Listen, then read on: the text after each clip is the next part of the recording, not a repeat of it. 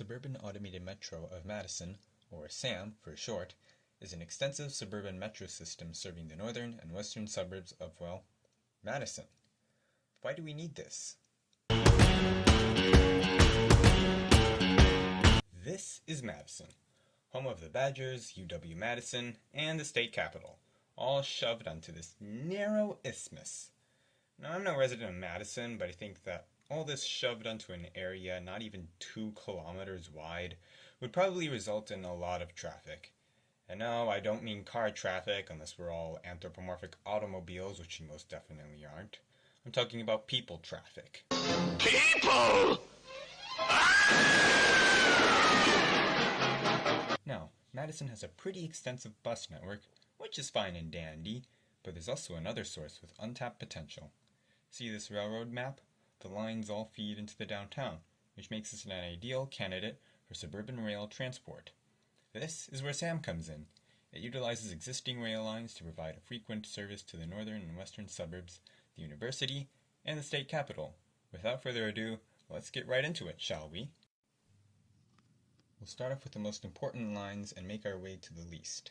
We'll start off with the central line, for I feel that that is the most important one.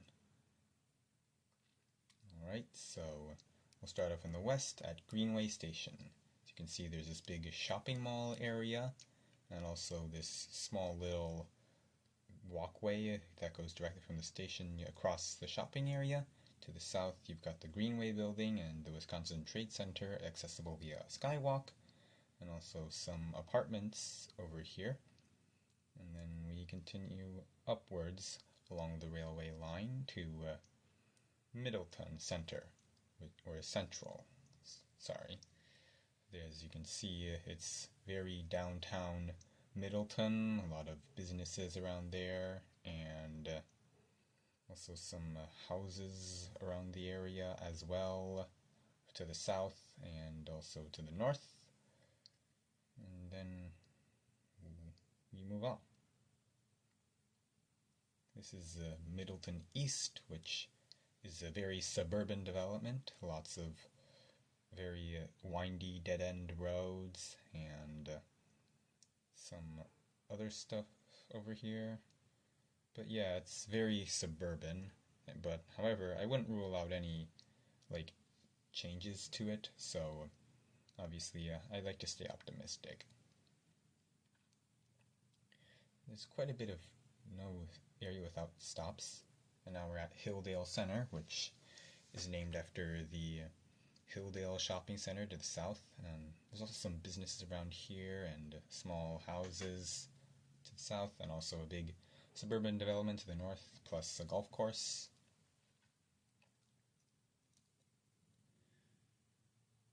And yeah, that's basically it. And over here we have University Hospital, which is the terminus of the other 2 lines that we'll get to later. And there's, of course, the University Hospital and some other fields out there, like soccer and other fields, and a lot of suburban developments to the west, and a lot of more denser suburban developments to the south. Moving on, we've got University Central, which is, you can tell, has a lot of, surrounded by university buildings, like sort of the heart of the university. And also there's this stadium for football as well, American football to be specific.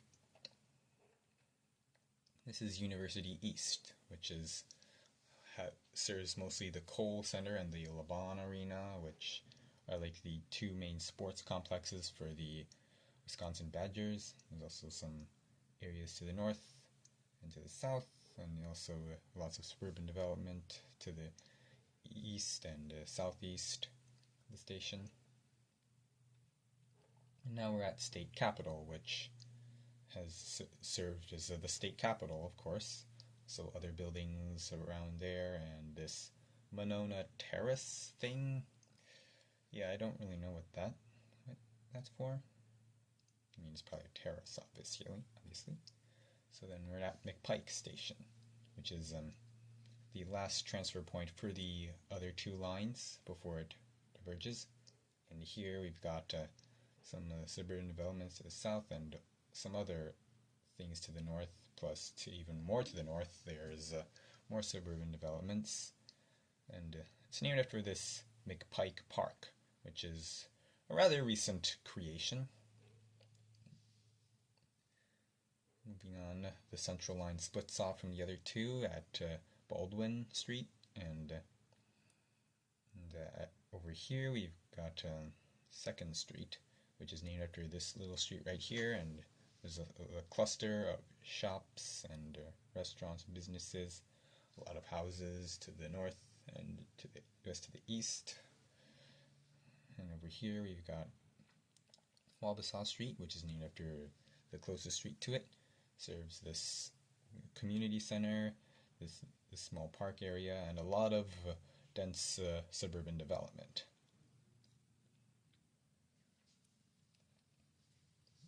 Moving on, we've got Fair Oaks Avenue, which is named after the road, and as well, serves this little park area, a lot of dense suburban development to the north and south.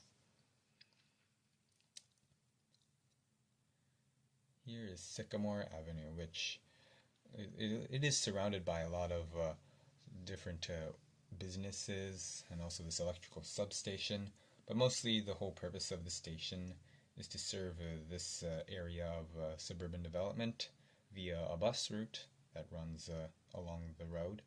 There's also even this park. This is Thompson and Lean, which serves these apartments directly, and this gas station, and also all these sprawling suburban developments, and even some of these apartments up there. And also from there, one could take the bus to this big shopping area with lots of surface parking lots. But obviously, I like to be optimistic and hope that things are subject to change. We now move on to this station, City View Drive, which is named after this road. It's mostly to serve this new popping up suburban development. And also to the north here, we've got some more apartments and some businesses. And up here we've got Felland and Burke, which is surrounded by mostly countryside, undeveloped land, which is the perfect opportunity for transit-oriented development to spring up. Now we move on to Reiner Road, which is much the same story as the last station, but there's also this newer, smaller suburban development. Koshkong Station is to serve the new suburban development to the north, and also the more empty land. There's Sheehan Park, which also has a lot of undeveloped land, but also this park as well, which is what it's named after. And then our last stop on the Central Line is Sun Prairie, which is about the closest you can get to downtown to Sun Prairie on the line, like the railway line.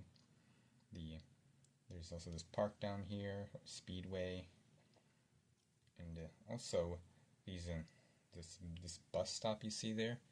That's part of the bus route that goes to Madison. We now move on to the second most important line, the Morrisonville line. And basically it's pretty much the same up until McPike Park as the Central Line. And from there it splits off at Baldwin Street, continues with the Dane Line to Johnson Street, which is the last transfer point. And over to the west you've got apartments and to the east you've got some more suburban developments and even this little thing and this public market to the more southeast, and also bus stops to the south. From here, the Morrisonville line it breaks off from the line and Dane Line, and here is North Transfer Point, which is this now defunct bus stop, and there's some 2 actual bus stops there. There's these new apartments, small area of houses, And you can't see it on the aerial imagery here, but this area is a new apartment complex development. And this north transfer point could be turned into another set of apartments or transit-oriented development. Over here are some BRT bus stops that I like to point out, which are not probably walkable distance, but you know. And here is Shilingen Avenue, and whatever you pronounce that. And there's two bus stops there, and a lot of dense suburban development around it. And we continue north to Airport Station, which serves, you guessed it, the airport, which is why I think it's the most important line. It serves this empty field over here, and also these suburban areas that I showed down there. And we continue north. There's no stops in this empty area because this is all protected marshlands, which obviously you cannot build in there. And then up here we have a Daintal Road, however you pronounce that. Basically, there's this big patch of empty land that could be used for transit-oriented development. Yeah, you understand what I'm saying. Windsor Lake, which is it's got this big empty field for, once again, new developments, some apartments down here, and this big suburban area. There's also this lake which is obviously what it's named after.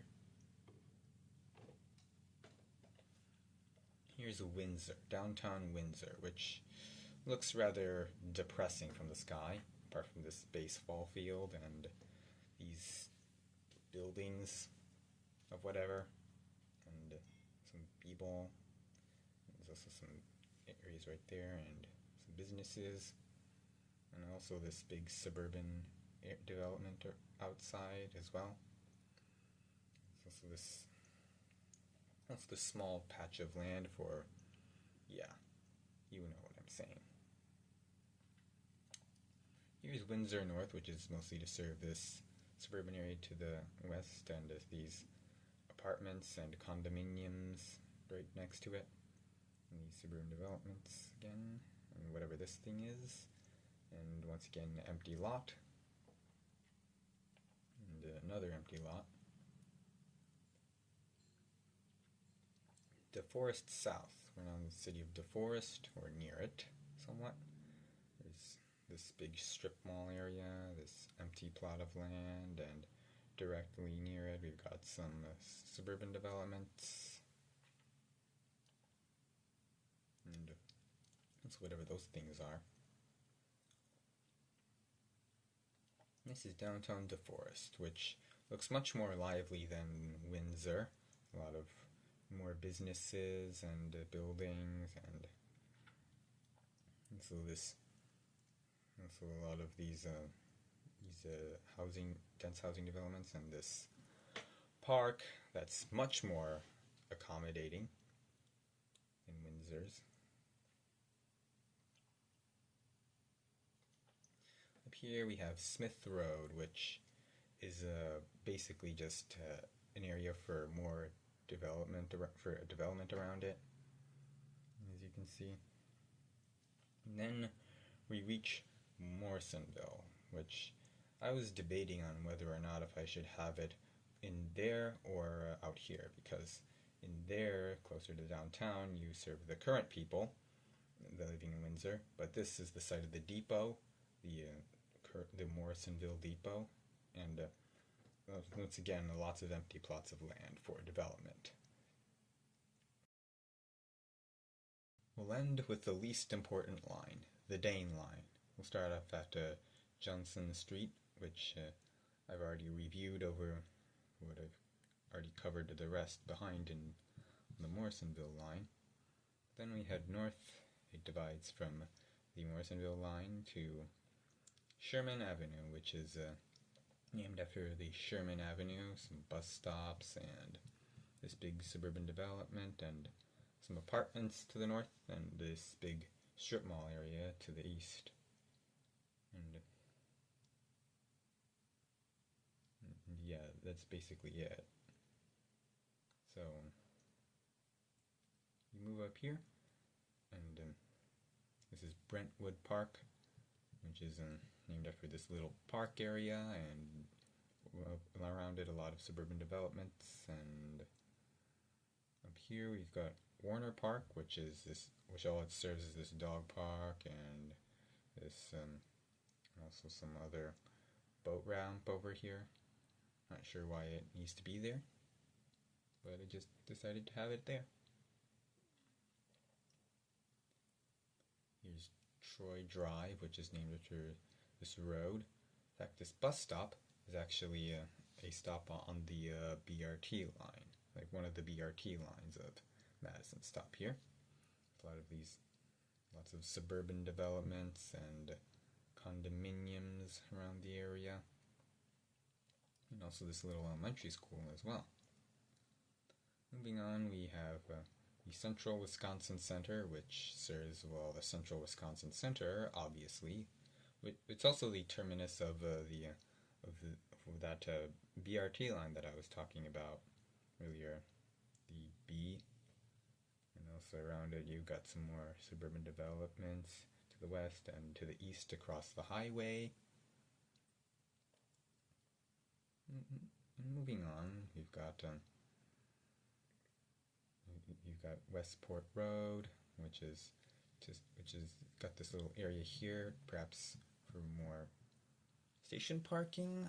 I don't know, but also a lot of apartments around the marina area, and also some more over to the west, some more.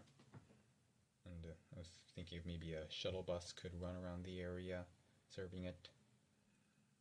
And over here we've got Kennedy Drive, which is named after this little Kennedy Drive road, and it's lots of empty area for new developments, transit-oriented developments, ideally.